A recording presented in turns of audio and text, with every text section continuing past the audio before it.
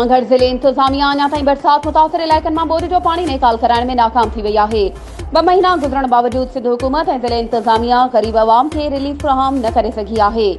तफ़सीलन मूजिब सांगड़ जे भर पासे जे केतिरनि ई ॻोठनि ॻोठ कलंदर बख्श लाशारी, यूसी कोट नवाब, करीम बख्श लगारी, हाजी हसन लगारी, मौला बख्श लगारी समेत ॿिया ॻोठ बरसाती पाणी हेठि अची विया ऐं ज़िले इंतजामिया जी नाक़स कारकर्दगी ऐं बेध्यानी सबबि 2 महीना गुज़रण बावजूद मथे ॼाणायल इलाइक़नि मां बरसाती पाणी जी निकाली लाइ के बि उपाउ न वरिता विया आहिनि। उन सिलसिले में ॻोठ जे रवासिन मुख़्तियार लाशारी ऐं ॿियनि एहतिजाज कंदे मीडिया खे ॿुधायो त ताज़ो बरसात तबाही मचाए छॾी आहे। असांजा घर रही विया आहिनि, चौपायो माल मरी वियो आहे। ज़िले इंतजामिया या सिंध हुकूमत जे कंहिं बि अफ़सर असांखां पुछाणो नाहे कयो। एहतिजाज कंदड़नि ज़िले इंतजामिया ऐं अवामी नुमाइंदनि खां मुतालबो कयो त असांजी ज़मीननि मां बीठल बरसाती पाणी खे निकाली ॾिनी वञे त जीअं असांजूं ज़मीनूं आबाद करे पंहिंजूं ज़िंदगियूं बहाल थी सघनि।